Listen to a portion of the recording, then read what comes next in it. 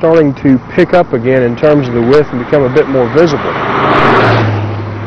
It's still not up to the severity that we saw before, and I'm referring to this as just low severity alligator cracking. Around station 1 plus 85 we lose just about all the cracking in here. Didn't notice hardly any. And then we begin picking it up again around station 1 plus 60, 1 plus 65. It looks a lot more like what we were seeing back up at the other end of the test section. It's not quite to that severity, but you see we start getting into a little bit wider cracks particularly in the outside wheel path. It's not as cracked in the inside wheel path here. And we begin to see some of the transverse cracks that I described before out in the center of the lane. And now as we go on back towards the beginning of the test section, it becomes more and more like what it was down at the end.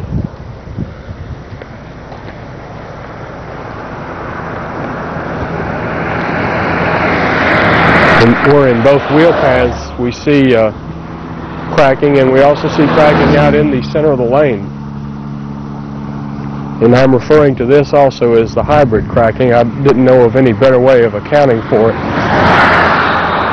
It'd be pointless probably to count numbers of cracks on this. Probably more important to describe the area of cracking than it is the total number. Now, as you see, we're coming back up to the beginning of the test section. And I will stop it here and pick it up again where we do the drilling. Looking at the test section from around 80 feet upstream of it, you'll notice beyond station 1 and then around station 2 and then continuing on down there, there's a few little fat spots which appear where it appears that some of the asphalt concrete has come up to the surface. Borehole, and you can see the materials as they're coming out.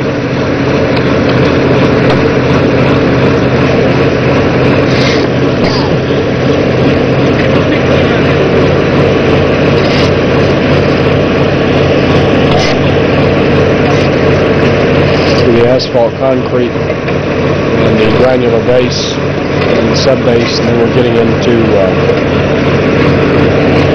roadbed soil grade which came out of the hole, and I can see on the monitor that it is sparkling. We have a lot of mica in the soils here.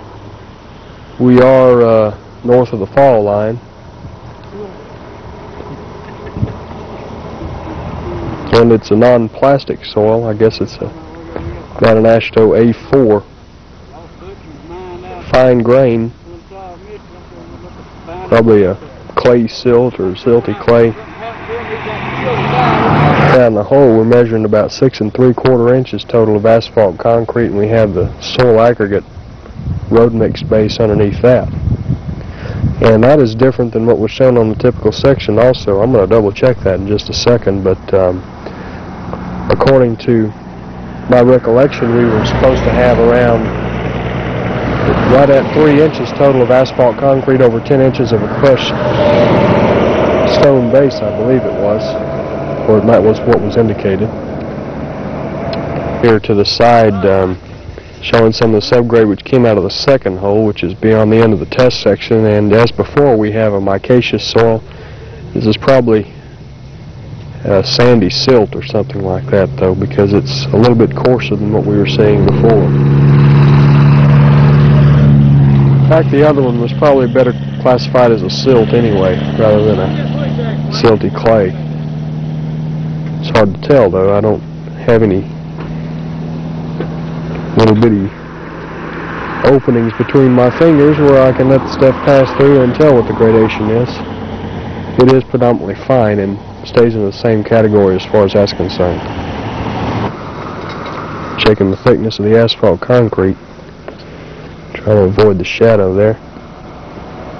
Got around 6 3/4. Total of around 6 3/4 inches of asphalt concrete, and then we get into the soil aggregate base underneath that, which is the darker color that you see there. A section near the test hole, and As we've shown, we've got somewhat different thicknesses than it was originally selected for, as well as different from what was shown on the plans. With around 6 3/4, close to 7 inches of asphalt concrete over a soil aggregate base, which is around 10 inches thick, just estimating it from poking down in the hole. What we may do is go up on the adjacent project and see, because it was supposed to have the same original typical section as this, and see what we have there. I don't know if we're going to do that for sure. We'll probably grab a bite to eat before we do anything else. At any rate, this ends the video for test section 11036, Alabama ID number 1037. We're in the 4th Division of the Alabama Highway Department.